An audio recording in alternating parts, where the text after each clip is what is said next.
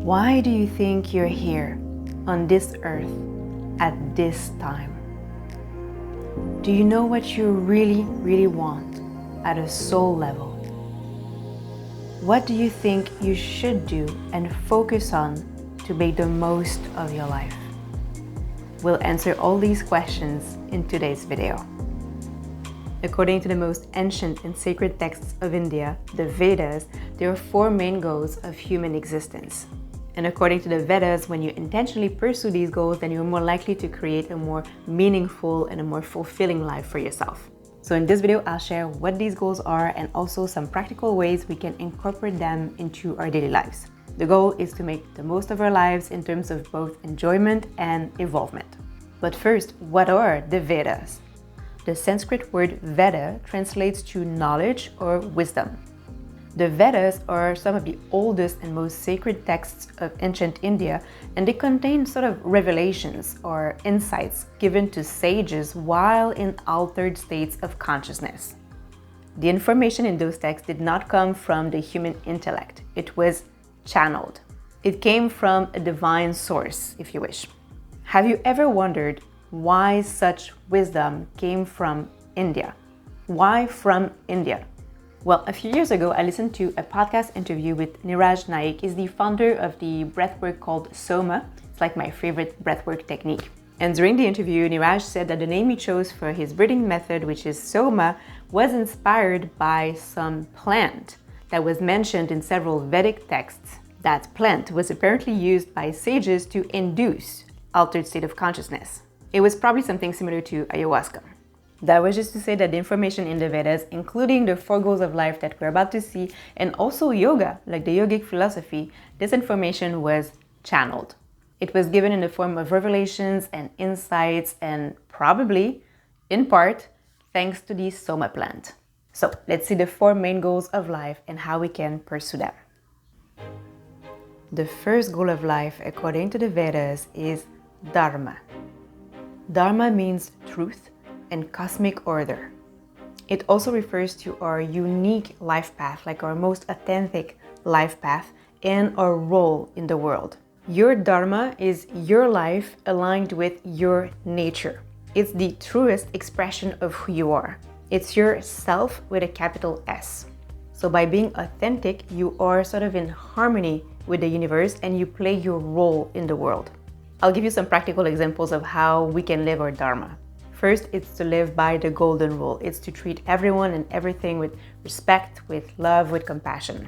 It's something we do naturally when we are aligned with our true nature.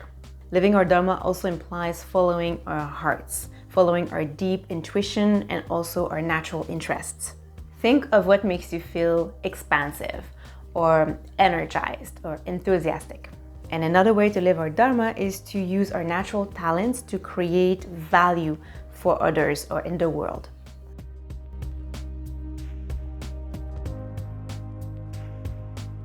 One of the many translations of Dharma is soul purpose.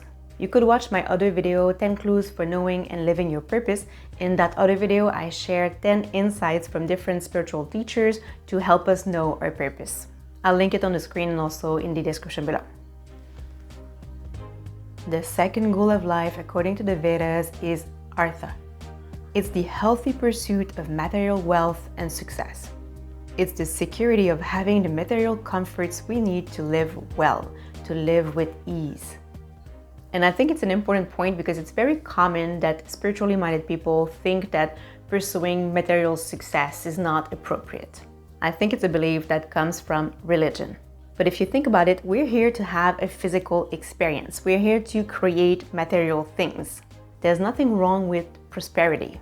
And according to the Vedas, it's even one of the 4 goals of human life. Some ways we can pursue Artha, or for example, making a living doing work we love and that uses our natural talents. Appreciating what we have and taking care of it. Feeling content and grateful. Purchasing things that have real value to us and not just like accumulating meaningless objects. Detachment, like not being too attached to the things we own. or not being stuck in the rat race or the endless pursuit of more things because we think they'll make us happy, and also not attaching our self-worth to what we own. Many people attach their sense of self-worth to what they own, like their car, their home, or clothing. Again, Artha is the healthy pursuit of material wealth and material success. The third goal of life is kama, or the pursuit of pleasure and enjoyment. They are the desires associated with sensory experience. It can be things like listening to music you like, or watching a beautiful sunset, or doing activities you love, or appreciating art. Kama is what makes our life colorful and pleasurable. And to make kama a part of our lives, we must be present. The quality of our life experiences, and especially our sensory experiences, depends on the quality of our presence. In the documentary Touch the Sound, Evelyn Glennie, who's a musician and also happens to be deaf, she says that most people only hear the very superficial layer of sound. I love that film. She says that if we were more attentive, we could hear the deeper layers of sound. That's how she can feel or touch the sound, even though she can't hear it.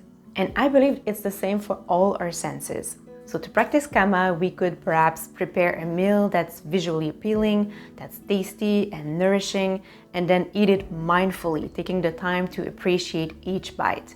That's something I really have to work on. You could also walk in nature and appreciate the natural environment using all your senses. Smelling the trees, feeling the wind on your face, hearing the birds, and looking at the clouds passing in the sky. Play is also an important aspect of kama. It's about doing activities we enjoy just for the fun of it. Another way to apply kama is to connect deeply with people, like to be very present when we're with them, and also feel our emotions. We tend to repress our emotions, especially the negative ones. But even for the negative one, we should feel them and then let them pass. Of course, too much focus on sensory pleasure can become a problem, like if we get into overeating or abusing other substances, for example, that can become detrimental to us. So again, it's the healthy pursuit of pleasure. And the last and ultimate goal of life, according to the Vedas, is Moksha, which means liberation and spiritual enlightenment. It's about remembering who we are and breaking free from our perceived limitations. A common path to self-realization is yoga, the 8 limbs of yoga, the philosophy of yoga, not just the movements or the asanas that we do in yoga classes, but the entire philosophy, which is described in Patanjali's book, the Yoga Sutras. Another very effective practice for moksha is, of course, meditation. And if you're new to meditation, there's a great challenge by Deepak Chopra called 21-Day Abundance Meditation Challenge, and it's free. It's available for free on YouTube, so I'm going to put the link in the description below. And he gives different mantras during the challenge, so that could be a good way to find a mantra that you like. And consuming spiritual material is also a great way to have a greater understanding of ourselves and the world. I'm reading a book right now that is really good. It's called The Nature of Personal Reality. It's part of the Set material, so it's channeled by Jane Roberts. It's a metaphysical channeled book that explains how we create our reality, how we create it unconsciously, and how we can create consciously the reality we want. I highly recommend it. And if you have other spiritual practices or books that you want to recommend, you can share them with us in the comments. And those were the 4 goals of life according to the Vedas in a nutshell. And that's it. So I'll put my other video about knowing and living your purpose on the screen again, and also in the description, because I think it will complement this video very well. Other than that, thank you very much for watching until the end. I appreciate it. I wish you a beautiful day, and I'll see you next week.